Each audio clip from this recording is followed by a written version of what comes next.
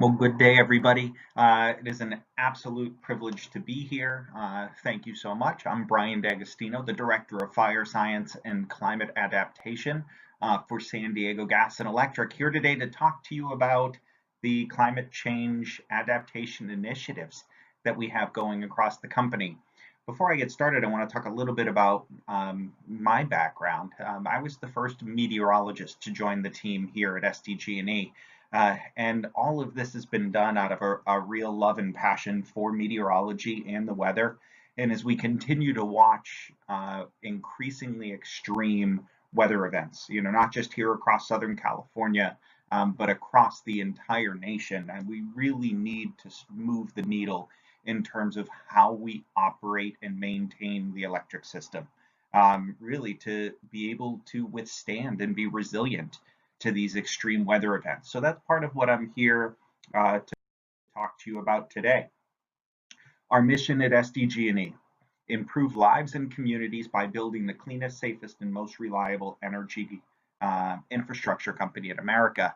And running the Department for Fire Science and Climate Adaptation, it's really easy for me to see how we fit into that mission. And a big part of it is we have to be able to anticipate and prepare for these major weather events in order for us to operate safely and operate reliably. So that's a big part of where I fit into this mission.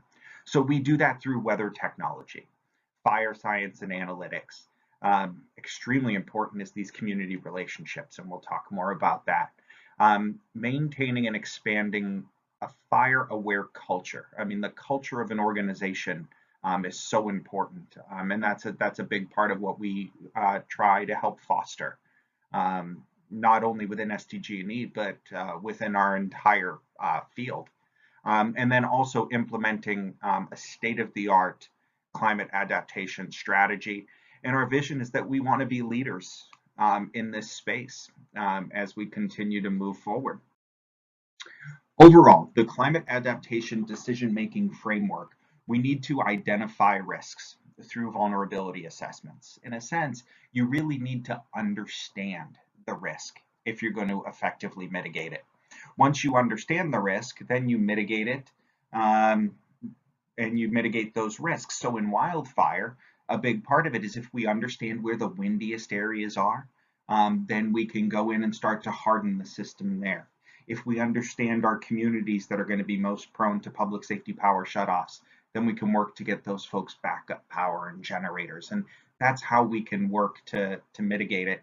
And then we need to be able to quantify all of this so that we can measure it and measure success and find areas where we can improve. So that's a big part of the climate adaptation framework, which we put into place. I'm going to talk a bit about some of the initiatives now that we do have across the organization. One is a climate advisory group, and this is not new. This is something which we developed several years ago, and this is where we take leaders from across the organization and directors of different departments and just educate them on what is the latest, best science that we have in the climate space. How is climate impacting infrastructure?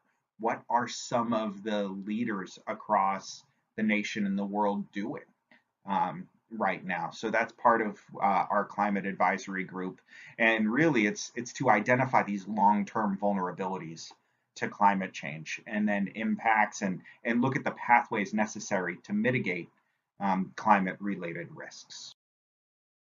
Stakeholder groups. I always think of wildfire here because here in San Diego, the wildfire stakeholders, whether they be the fire agencies, to community emergency response team, to fire safe councils, to 211 San Diego, and the list goes on, but they are all instrumental to keeping our community safe.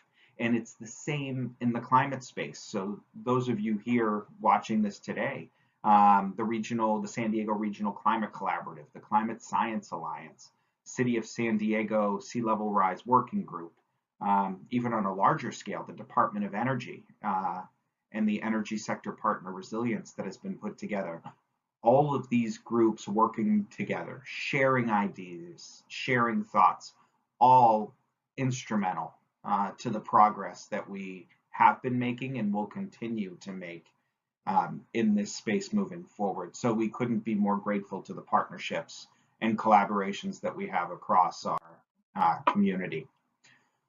Wildfire, from my perspective, has been an area where we have really been impacted heavily by climate change to this point. We've been seeing hotter fires, we've been seeing bigger fires, more devastating fires, more consequence to life and property, so tragically. And SDG&E has been investing in this area now for over a decade, and it's really the catalyst and the reason that I was brought on the team over a decade ago.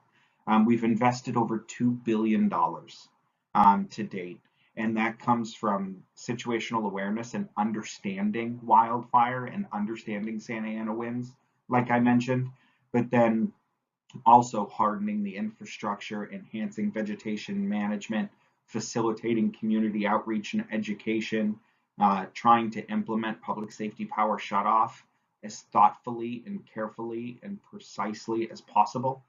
And again, this is all part of climate adaptation. And it wasn't until a couple years in to really aggressively dealing with the wildfire issue that I realized we are adapting to climate change right now. And now the rest of the state is adapting to wildfire. So there's a lot of lessons learned here that we can apply to other risks as we continue to move forward. Additionally, SDG&E has put a microgrid in Borrego Springs. And this was to come up with an innovative new way of providing electricity. But then I saw this at work during an extreme weather event. We had extremely heavy rains, which flooded out all the roads down to Borrego and actually took out all of the infrastructure feeding electricity to Borrego. And this is during hot summer months, and the system needed to be rebuilt. So while the system was being rebuilt the next day, the microgrid was able to bring power to some critical facilities within this community. Now, this is essential because it is extremely hot there during thunderstorm season, 110 degrees. So getting those critical resources to people and enabling them to stay cool during an extreme weather event as we're in the aftermath trying to clean up is something that has proven to be important and something that will be increasingly important moving forward. The California Energy Commission funded a climate vulnerability study, which we published in 2018, but we actually started working on it all the way back in 2015. But this is where we did our first vulnerability assessment of sea level rise on critical infrastructure. And we additionally looked at all climate hazards to the natural gas infrastructure. And this is, again, building to that. We need to understand the risks so that we can make smart decisions about how we update the infrastructure. And as we thought about this, we're really thinking about these flexible adaptive pathways. Now, the reason we would come in with a flexible pathway is because there's so much uncertainty. We could look to harden part of the coastal infrastructure, maybe up by Camp Pendleton, but maybe maybe the federal government takes steps to protect the ocean front there. We need to be able to adjust to a situation like that. So collaboration is key, but also being flexible with how we adapt and work with our partners moving forward is also a critical piece of our climate adaptation. I'm happy to say that we are embarking right now on a very comprehensive vulnerability assessment. This is building on the work that we did with the California Energy Commission grant over the last several years, but it's really taking a fresh look with the latest science, the latest methodologies to give us the best understanding we possibly can of how our infrastructure could be impacted by climate vulnerabilities in the coming decades. So more to come on that moving forward. And then we have such great academic institutions here in San Diego, in particular Scripps Institution of Oceanography, And we're really happy to get the opportunity to work with Scripps and partner with Scripps in this shared mission to be prepared for climate change and to protect our infrastructure the very best we can. So in the wildfire space, we even go outside of San Diego, working with San Jose State as well. But just really appreciate what our academic partners bring to the table, and especially as they're developing the much needed talent that we're going to need in this space in the coming decades to deal with our issues of the future. So very happy to be partnering with academia here. All this being said, again, really appreciate the opportunity to be here with you today, and even more importantly, to be here with you tomorrow and in the future, and as we continue to deal with these issues moving forward. Thank you very much, everybody. Have yourself a very safe rest of your day. Thanks. Bye.